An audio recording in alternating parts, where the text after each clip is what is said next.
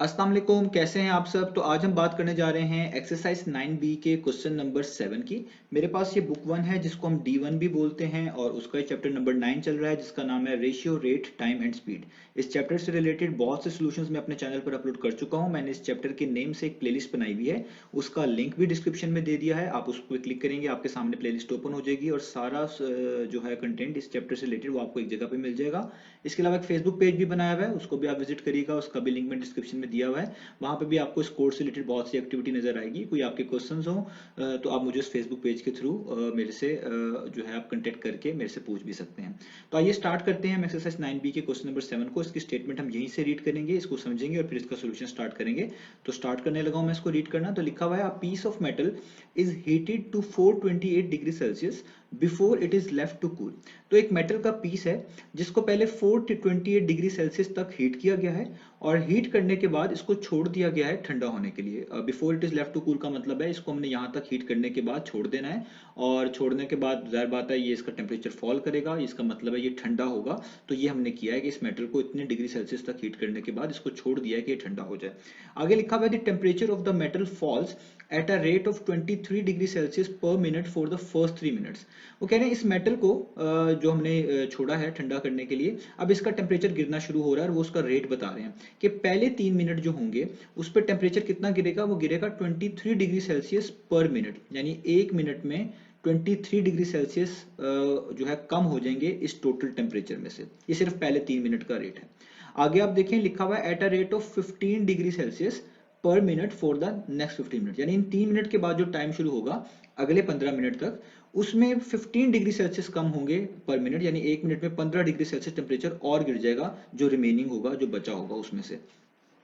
और आगे लिखा हुआ है, and then at a rate of 8 degree Celsius per minute until it reaches the room temperature of 25 degree Celsius.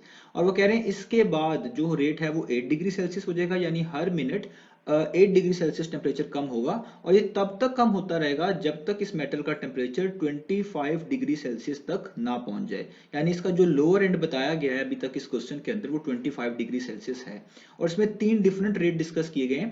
पहले 3 minute का डिफरेंट रेट है जिसमें 23 डिग्री सेल्सियस लॉस हो रहा है पर मिनट। उसके बाद 15 मिनट्स, नेक्स्ट 15 मिनट्स का डिफरेंट रेट है जहाँ पे 15 डिग्री सेल्सियस लॉस हो रहा है टेम्परेचर में। और उसके बाद जितना भी हमारे पास है वो जो पर मिनट लॉस हो रहा है वो 8 डिग्री सेल्सियस का है। वो तब तक है जब तक आपका मेटल का टेम्परेचर 25 डिग्री सेल्सियस तक नहीं पहुंच जाता। तो ये टाइम भी बेसिकली हमें फाइंड आउट करना पड़ेगा, कितना टाइम लगेगा कि इस टेम्परेचर के ऊपर रहते हुए हम 25 डिग्री सेल्सियस पर पहुंच जाए, इस रेट पे रहते हुए। तो ये तो क्वेश्चन हो गया ऊपर इसकी स्टेटमेंट। पार्ट नंबर 1 में बताना है कि कितना टेम्परेचर चाहिए होगा मेटल को, यानी टेम्परेचर मेटल क्या होगा पहले 9 मिनट में। आफ्टर 9 मिनट्स का मतलब है पहले 9 मिनट के बाद इसका टेम्परेचर कितना गिर चुका होगा वो निकाल कर बताएं। और दूसरा क्वेश्चन है कि total time needed for the metal to reach a temperature of 25 degree Celsius, और कितना टाइम लगेगा इस मेटल को कि इसका जो टेम्परेचर है वो 25 डिग्री सेल्सियस तक आ जाए। यही मैंने अभी ऊपर जिक्र भी किया, हमने टाइम निकालना पड़ेगा। और कहाँ से आ जाए, 428 से। जाहिर बात है ओरिजिनल टेम्परेचर ये था, इधर से इधर तक आने में कितना टाइम लगेगा ये भी हमने फाइंड आउट करके दिखाना है। तो आइए अब इसके सोल्यूशन को स्टार्ट करते हैं। उम्मीद है आपको क्वेश्चन समझ आ गया होगा। तो यहाँ पर क्वेश्चन मैंने दोबारा लिखा हुआ है जस्ट आसानी के लिए। तो सबसे पहले हम पार्ट करने लगे हैं कि हमने ये निकालना है कि पहले 9 मिनट में कितना टेम्परेचर होगा इस मेटल का। तो उसके लिए हमें देखना पड़ेगा कि पहले 9 मिनट में कितना टेम्परेचर फॉल हुआ है, कितना टेम्परेचर गिरा है किस रेट के ऊपर। तब हम बता सकते हैं कि कितना टेम्परेचर होगा इस मेटल का पहले 9 मिनट में, या आप कह लें आफ्टर 9 मिनट्स, 9 मिनट्स के बाद। तो सबसे पहले हम यहाँ पे लिखते हैं कि पहले 3 मिनट में टेम्परेचर कितना फॉल हो रहा है। तो हम यहाँ पे लिखेंगे temperature of a metal after 3 minutes. Temperature, क्योंकि हमने 9 मिनट्स का निकालना है तो पहले हम वो देख लें कि जो रेट हमें गिवन है उसके लिहाज से हम 9 मिनट्स तक जब तक पहुंचेंगे तो क्या रेट अप्लाई होगा। तो हम यहाँ पे लिखेंगे temperature of a metal, temperature of a metal after 3 minutes, 3 minutes के बाद, यानी 3 मिनट्स के बाद कितना जो है हमारे पास टेम्परेचर होना चाहिए। तो देखिए हर पहले 3 मिनट में जो रेट है वो यहाँ पे लिखा हुआ है, यानी हर मिनट 23 डिग्री सेल्सियस लॉस हो रहा है। तो अगर 1 मिनट में 3 degree Celsius 23 degree Celsius loss हो रहे हैं तो 3 मिनट में कितने होंगे। जाहिर बात है आप 3 को मल्टीप्लाई कर देंगे किससे, 23 डिग्री सेल्सियस से, क्योंकि अगर 1 मिनट में 23 डिग्री सेल्सियस टेम्परेचर गिरता है तो 3 मिनट में कितना गिरेगा। तो 3 × 23 करेंगे, तो 3 × 23 करेंगे तो आपके पास आएगा 69 डिग्री सेल्सियस, यानी पहले 3 मिनट में तो इतना टेम्परेचर गिर चुका होगा। अब हम 3 मिनट तो निकाल लिए, क्योंकि हमने टोटल जो हमें चाहिए वो 9 मिनट्स का टाइमलाइन पूरी करनी है। तो 9 में से 3 आप माइनस कर दें तो हमारे पास बाकी कितने बचे, 6 मिनट। यानी अब जो नेक्स्ट 6 मिनट है उनका भी हमने निकालना है इस तरीके से कि उसमें फॉल कितना हुआ होगा, और फिर इनको सॉर्ट आउट करके हम बता देंगे कि 9 मिनट्स के बाद इतना टेम्परेचर बचा होगा। तो अब निकालेंगे यहाँ पे हम सेम चीज, यानी हम लिखेंगे temperature temperature of a metal after 6 minutes, क्योंकि पहले 3 मिनट का तो हमने अंदाजा कर लिया ऊपर। अब जो 3 मिनट के बाद नेक्स्ट 6 मिनट है उनको कर रहे हैं 6 मिनट, इसलिए क्योंकि 6 + 3 जो होते हैं 9 होते हैं, और हमने डाटा जो निकालना है, जो वैल्यू निकाल कर बतानी है वो 9 मिनट्स की ही निकाल कर बतानी है। तो देखें, अब उन्होंने खुद ही क्वेश्चन में बताया था कि पहले 3 मिनट पे तो ये वाला रेट अप्लाई होगा, लेकिन इन 3 मिनट से आगे का टाइम जो शुरू होगा अगले 15 मिनट तक, उस पे ये वाला रेट अप्लाई होगा, यानी उसमें 15 डिग्री सेल्सियस टेम्परेचर गिरेगा हर मिनट में। यानी अगर 1 मिनट में 15 डिग्री सेल्सियस टेम्परेचर कम हो रहा है, तो आप कह लें 15 मिनट में कितना होगा, ये भी हम आराम से निकाल सकते हैं। और यहाँ पे अगर हम ये निकालना चाहें कि अगर 1 मिनट में 15 डिग्री सेल्सियस कम हो रहा है तो हमें तो 6 मिनट का चाहिए, तो 6 मिनट में कितना होगा। तो ये बहुत क्लियर है कि अगर 1 मिनट में 15 डिग्री सेल्सियस लॉस हो रहा है टेम्परेचर में, तो 6 मिनट में होगी निकालने के लिए 15 डिग्री सेल्सियस को हम किससे मल्टीप्लाई कर देंगे, 6 से। तो यानी 15 डिग्री सेल्सियस को हम 6 से मल्टीप्लाई कर देंगे, तो ये हमारे पास आंसर आ जाएगा। इसको मल्टीप्लाई कर देते हैं, 0 आ जाएगा और यहाँ पे आ जाएगा 90। तो ये हो गया 90 डिग्री सेल्सियस। अब total loss of temperature after 9 minutes हम बहुत इजीली बता सकते हैं। हम यहाँ पे बता सकते हैं टोटल लॉस ऑफ टेम्परेचर, वो कितना हुआ हमारे पास आफ्टर 9 मिनट्स, 9 मिनट्स के बाद, यानी जब 9 मिनट गुजर चुके थे तब तक टेम्परेचर का कितना लॉस हो चुका था। तो हम इन दोनों वैल्यूज को कर देंगे प्लस, यानी हम यहाँ पे लिख देंगे 69 degree Celsius plus 90 degree Celsius. इनको हम यहाँ पे ऐड कर देते हैं, और 69 में जब हम 90 ऐड करेंगे तो हमारे पास, तो ये आ जाएगा 159, 159, 159। मैं इसको जरा बेहतर तरीके से लिख देता हूँ, 159 डिग्री सेल्सियस।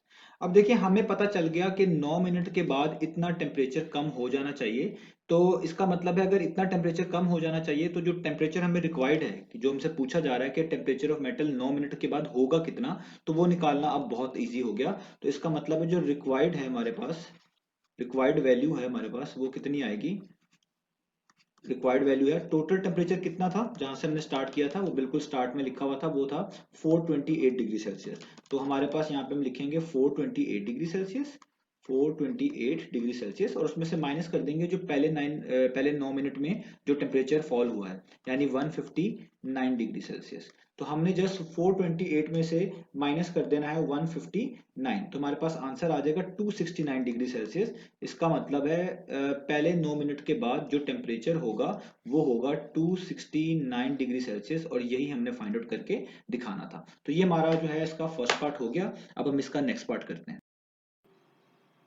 तो अब हम इसका स्टार्ट कर लेते हैं पार्ट नंबर 2। तो पार्ट नंबर 2 की यहाँ पे स्टेटमेंट लिखी हुई है, the total time needed for the metal to reach a temperature of 25 degree Celsius from 428 degree Celsius. अब हमने ये टाइम निकाल कर बताना है कि इस मेटल के पीस को 428 डिग्री सेल्सियस से लेकर 25 डिग्री सेल्सियस के टेम्परेचर तक आने में जितना टाइम लगा वो कितना है, वो हमने फाइंड आउट करना है। और इसको फाइंड आउट करने के लिए जरूरी है कि आप इस टाइमलाइन को समझें जो कि क्वेश्चन में लिखी हुई है, क्वेश्चन में मेंशन की गई है कि पहले 3 मिनट में 23 degree Celsius per minute temperature में फॉल आया, उसके नेक्स्ट 15 मिनट्स में 15 degree Celsius per minute fall आया, और उसके बाद जितना भी टाइम बचा जब तक के 25 डिग्री सेल्सियस टेम्परेचर नहीं बन गया, जो कि हमें रिक्वायर्ड भी है, उस वक्त तक 8 degree Celsius per minute temperature में फॉल आता रहा। तो हमें पहले ये सारा रेट को कैलकुलेशन करनी पड़ेगी कि टोटल टेम्परेचर कितना था जब तक कि वो इस स्टेज पे पहुंचा कि जहां से आगे 8 degree Celsius per minute temperature गिरना शुरू हो गया। क्योंकि ये वैल्यू इसलिए इंपॉर्टेंट है क्योंकि जो लास्ट टेम्परेचर जब 25 डिग्री सेल्सियस पे वो आया होगा, तब जो उस पर रेट अप्लाई हो रहा था वो 8 डिग्री सेल्सियस पर मिनट का हो रहा होगा।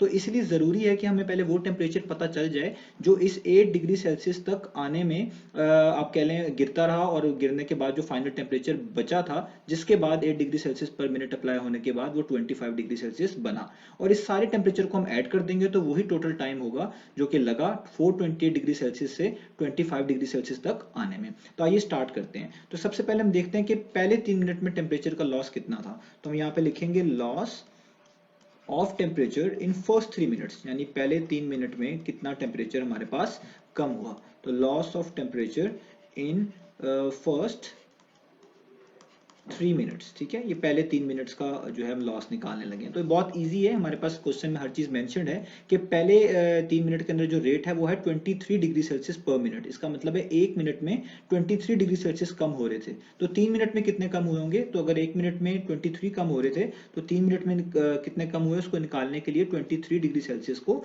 आपको जस्ट मल्टीप्लाई कर देना है 3 के साथ। तो 23 को 3 से मल्टीप्लाई करेंगे तो आपके पास आ जाएगा 69 डिग्री सेल्सियस। इसका मतलब है 428 में से पहले 3 मिनट गुजरने के बाद इतना टेम्परेचर कम हो गया होगा। अब इसी तरीके से निकालते हैं अगले 15 मिनट का भी, जो कि इस क्वेश्चन में मेंशन है। तो हम यहाँ पे सेम स्टेटमेंट लिखेंगे, तो मैं वो टाइम बचाने के लिए नहीं लिख रहा, जस्ट ये साइन डाल रहा हूँ ताकि आपको पता चल जाए सेम स्टेटमेंट लिखनी पड़ेगी।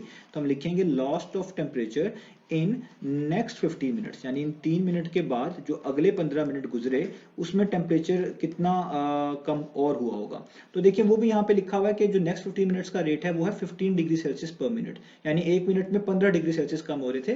तो 15 मिनट में कितने कम हुए होंगे, ये भी सेम ऊपर वाले की तरीके से कि 15 डिग्री सेल्सियस को आप मल्टीप्लाई कर दें 15 से। तो 15 को 15 से मल्टीप्लाई करेंगे तो आपके पास आ जाएगा 225 डिग्री सेल्सियस। तो अब आप देखें ये अभी तक हमने कितना टाइम कैलकुलेट कर लिया, ये थे 3 मिनट, ये थे 15 मिनट। तो अगर हम 15 में यानी 15 मिनट्स के अंदर 3 मिनट्स को ऐड कर दें तो हमारे पास ये टोटल टाइम कितना बनता है, ये बनता है 18 मिनट्स। यानी हमने 18 मिनट्स का लॉस एक तरह का कैलकुलेट कर लिया है। अभी वो बात आनी है आगे कि हमने 25 डिग्री सेल्सियस तक जाने में टोटल टाइम कितना बचा है, वो भी बचा हुआ है। लेकिन अभी जो फर्स्ट जो आप कह लें 18 मिनट्स है उनका टाइम हमने यहाँ पे निकाल लिया है। तो अब मैं यहाँ पे लिख सकता हूँ कि लॉस ऑफ टेम्परेचर जो था, loss of temperature after 18 minutes, के 18 मिनट गुजरने के बाद टेम्परेचर में कितनी कमी आ चुकी थी। तो loss of temperature after 18 minutes, तो वो अब हम यहाँ पे बहुत इजीली निकाल सकते हैं। हमें पता है कि पहले 3 मिनट में इतनी कमी आई, अगले 15 मिनट्स में इतनी कमी आई, तो 15 + 3 18 होते हैं। इसका मतलब इन टोटल इन दोनों टाइम को अगर मैं ऐड कर दूं तो वो टोटल लॉस हो जाएगा टेम्परेचर का आफ्टर 18 मिनट्स। तो इसका मतलब है हमने 225 में यानी 225 डिग्री सेल्सियस में 69 डिग्री सेल्सियस को क्या कर देना है, वो कर देना है ऐड।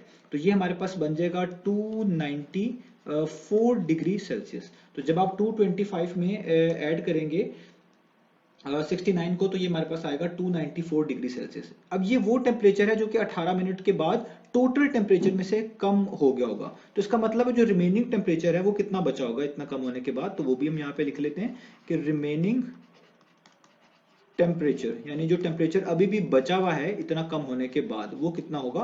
तो वो निकालना और भी आसान है कि टोटल टेम्परेचर था कितना जहां से हमने स्टार्ट किया था। तो हमने स्टार्ट किया था 428 डिग्री सेल्सियस से।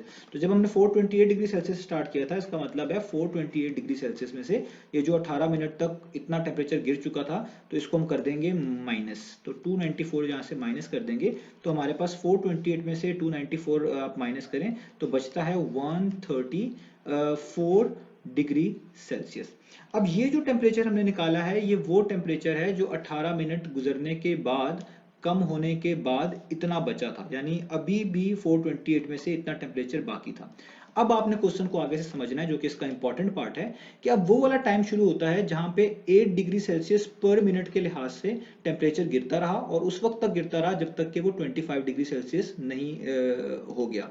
तो हमने ये वाला टाइम भी निकालना है कि कितना टाइम लगा इसको इस रेट पर रहते हुए 25 तक पहुंचने में। और जब ये सारा टाइम निकल आएगा फिर सबको ऐड कर देंगे तो वो हमारा टोटल टाइम होगा जो कि लगा 428 से 25 डिग्री सेल्सियस तक पहुंचने में। तो अब ये बड़ा इंपॉर्टेंट है, इसके लिए हमें जो है ना टेम्परेचर का चेंज निकालना पड़ेगा। देखिए अभी भी टेम्परेचर 134 डिग्री सेल्सियस है, जबकि जो टेम्परेचर जहां तक की वैल्यू हमने निकालनी है वो है 25 डिग्री सेल्सियस। तो हमें ये पता होना चाहिए कि अभी और कितना टेम्परेचर गिरना चाहिए कि वो 25 बन जाए। तो उसको निकालने के लिए हम यहाँ पे एक चीज निकालेंगे जिसको बोलेंगे difference of temperature. Difference of temperature के टेम्परेचर में डिफरेंस कितना है हमारे पास अभी भी जो हमें चाहिए कि और गिरे कि वो 25 बन जाए। तो अभी जो हमारे पास टेम्परेचर 18 मिनट के बाद है वो 134 था। अब इसमें से हम कर देंगे -25 को, क्योंकि हमें 25 तक पहुंचना है। तो अगर इसको हम 25 से माइनस करेंगे तो ये वो वाला टेम्परेचर आएगा जो कि मजीद गिरना चाहिए ताकि टेम्परेचर 25 बन जाए। तो ये हमारे पास बनता है 135 में से 25 माइनस करने के बाद 109 डिग्री सेल्सियस, यानी इतना टेम्परेचर मजीद गिरना चाहिए ताकि हमारे पास वो टाइम निकल आए जिसमें वो 25 डिग्री सेल्सियस तक पहुंचेगा, या आप इसको ऐसे भी कह सकते हैं इतना टेम्परेचर मजीद गिरा होगा तो वो 25 डिग्री सेल्सियस तक पहुंचा होगा। अब जाहिर बात है ये जो चीज़ हमने यहाँ पे लिखी है यही हमें मदद करने वाली है टोटल टाइम निकालने में। तो ये बात क्लियर थी कि इस टेम्परेचर पे जो रेट था वो अप्लाई होगा 8 डिग्री सेल्सियस वाला, क्योंकि ये 15 मिनट से यानी 18 मिनट से आगे आ चुका है। इसके बाद जो रेट अप्लाई होगा वो 8 डिग्री पर सेल्सियस यानी 8 डिग्री पर मिनट लॉस के लिहाज से अप्लाई होगा। तो हम यहाँ पे इसको इस तरह समझ सकते हैं कि अगर 1 मिनट में 8 डिग्री सेल्सियस कम हो रहे थे, मैं यहाँ पे लिख देता हूँ कि 1 मिनट में जो लॉस आ रहा था टेम्परेचर का वो कितना आ रहा था, 8 डिग्री सेल्सियस का। तो अगर हमने ये समझना हो कि 109 डिग्री सेल्सियस का लॉस कितने टाइम में आया होगा, तो इसका मतलब है आप 109 को 8 पे डिवाइड कर दें, क्योंकि ये चीज हमें यही बता रही है कि 1 मिनट में 8 डिग्री सेल्सियस कम हो रहे थे। तो बताएं हमारे पास 109 डिग्री सेल्सियस कितने टाइम में कम हुए होंगे। तो इसको निकालने का तरीका भी एक रफ सा मैं जस्ट यहाँ पे आपको बता रहा हूँ, आप इसको रफली समझ लें। आप समझ लें कि 8 डिग्री सेल्सियस के साथ यहाँ पे मैं 1 लिख देता हूँ खुद से कि मल्टीप्लाई बाय 1 लिखा हुआ है। इससे कोई फर्क नहीं पड़ता, आप कह लें क्योंकि कोई भी चीज 1 से मल्टीप्लाई हो उसमें कोई भी चेंज नहीं आता। मैं इसको 1 डिग्री सेल्सियस कर देता हूँ ताकि आपको समझाने में आसानी रहे। तो आप यहाँ से इस 8 को मूव करवा लें। 8 यहाँ के क्या हो जाएगा, ये हो जाएगा यहाँ के डिवाइड, और ये चीज पूरी मिनट्स में रहेगी, और यहाँ पे जस्ट सिर्फ रहेगा 1 डिग्री सेल्सियस। इससे ये पता चलेगा कि 1 डिग्री सेल्सियस में जो है ना इतना टाइम लगा, यानी इतना टाइम लगा 1 डिग्री सेल्सियस के लॉस में। तो हमने कितना लॉस निकालना है, हमने तो ये बताना है कि 109 डिग्री सेल्सियस मजीद टेम्परेचर कम होने में कितना टाइम लगा होगा। तो इसको 1 डिग्री सेल्सियस को 109 बनाने के लिए आप यहाँ पे दोनों तरफ 109 से क्या कर दें, मल्टीप्लाई कर दें। यहाँ पे भी कर दें और यहाँ पे भी कर दें। तो देखें यहाँ पे आ जाएगा 109 डिवाइडेड बाय 8 मिनट्स, और यहाँ पे हमारे पास बन जाएगा 1 डिग्री सेल्सियस को 109 डिग्री सेल्सियस से करेंगे तो ये आ जाएगा 109 डिग्री सेल्सियस। यानी 109 डिग्री सेल्सियस का लॉस के लिए मजीद इतना टाइम लगा। अब ये वो टाइम था जिसके लगने के बाद टेम्परेचर 25 डिग्री सेल्सियस पे आ चुका था। अब हमारे पास सारा टाइम आ चुका है। पहले 18 मिनट का भी टाइम हमारे पास जो है वो मौजूद है उनके लॉस के साथ, और जो बाकी टाइम है जो कि 25 डिग्री सेल्सियस तक पहुंचने में लगा वो भी मौजूद है। अब जस्ट हमने इनको करना है ऐड, और वो ऐड करके टोटल टाइम बन जाएगा जब टेम्परेचर हमारा 25 डिग्री सेल्सियस तक पहुंचा। आप सिंपली 109 को, क्योंकि आपको पता, ये सिंपल से भी कर सकते हैं कि आपको पता चल रहा है कि 1 मिनट में 8 डिग्री सेल्सियस लॉस हो रहा है, तो 109 डिग्री सेल्सियस का लॉस निकालेंगे किस तरह, 109 को 8 पे डिवाइड कर देंगे। वैसे भी मैंने आपको समझाने के लिए इतनी सी चीज बता दी है। तो अब हमारा टोटल टाइम कितना लगा, तो टोटल जो टाइम है वो कितना लगा जो हमें चाहिए, जो कि हमारे पास आप कह लें रिक्वायर्ड है, हमने निकाल कर दिखाना है। तो उसमें पहले तो 18 मिनट काउंट हो जाएंगे जो हमने ऊपर डिस्कस किए हैं, जिनको यूज किया है कि 18 मिनट्स थे। देखें यहाँ तक हमने लॉस डिस्कस किया है 18 मिनट्स, 18 मिनट तक टेम्परेचर जो है यहाँ तक पहुंच चुका था, 134 डिग्री सेल्सियस तक पहुंच चुका था। जो बाकी टेम्परेचर का लॉस था उसमें भी जितना टाइम लगा वो हमने यहाँ पे निकाल लिया है, वो है 109/8 मिनट। तुम यहाँ पे लिख लेते हैं 109/8, और यहाँ पे आ जाएगा मिनट्स। अब जस्ट आपने इनको सॉल्व करना है और वही इनका आंसर होगा। 18 के नीचे कुछ नहीं लिखा हुआ, मैं तो यहाँ पे 1 लिख लेता हूँ। 1 और 8 का एलसीएम क्या होगा, वो होगा 8। अब आपको पता है एलसीएम निकालते वक्त जब यहाँ पे 1 लिखा हो और यहाँ पे कोई भी एलसीएम आया हो तो इस एलसीएम को डायरेक्ट ऊपर वाले नंबर से मल्टीप्लाई कर देते हैं, यानी हम 18 को 8 से मल्टीप्लाई कर देंगे। तो जब आप 18 को 8 से मल्टीप्लाई करेंगे तो आपके पास आएगा 144 प्लस का साइन, और जब यहाँ पे एलसीएम और डिनोमिनेटर, ये डिनोमिनेटर है और ये एलसीएम है, ये दोनों सेम हो जाएं तो ऊपर वाले नंबर को वैसे ही लिख लेते हैं। तो यहाँ पे आएगा 109। अब आपने 109 में ऐड कर देना है 144, तो ये आपके पास बन जाएगा 253 डिवाइडेड बाय 8। ये हमारे पास बन गया 253 डिवाइडेड बाय 8। अब इसको हमने जस्ट जो है कह लें ये हमारा टोटल टाइम आ चुका है जो कि लगा होगा, और ये मिनट्स के अंदर है। इसको हम जस्ट मिक्स फॉर्म में लिख लेते हैं। मिक्स फॉर्म में लिखने का तरीका आपको पता ही है कि हम जो ये, क्योंकि इनमें कोई कैंसिलेशन तो होती नहीं है, हम ये जो डिनोमिनेटर है इसको एक दफा लिखेंगे 8। अब 8 को किसी ऐसे नंबर से मल्टीप्लाई करना है कि वो 253 के पास पास आ जाए। तो अगर आप देखें 8 को आप 31 से मल्टीप्लाई करते हैं, 8 को अगर आप 31 से मल्टीप्लाई करें तो आपके पास आता है 248। तो हम यहाँ पे लिखें कि अगर 8 को हम 31 से मल्टीप्लाई करते हैं तो हमारे पास कितना आता है 248। अब 248 में हमारे पास क्या हम ऐड करें कि वो हमारे पास बन जाए 253 जो कि इसका न्यूमरेटर है। तो हम जाहिर बात है 248 में 5 ऐड करना पड़ेगा तो वो 253 बनेगा, और ये हमारे पास हो गया इसका टाइम। यानी इतना टाइम लगा है 420, जो हमारे पास टेम्परेचर था 428 आई थिंक सो। तो 428, जी बिल्कुल 428 डिग्री सेल्सियस से 25 डिग्री सेल्सियस तक आने में इतना टाइम लगा है। तो ये क्वेश्चन थोड़ा सा आप कह लें लेंथी था और मैंने कोशिश की है कि आपको अच्छे से समझा सकूं। तो उम्मीद है आपको समझ आई होगी। इंशाल्लाह नेक्स्ट वीडियो मिलेंगे बाकी सॉल्यूशंस के साथ।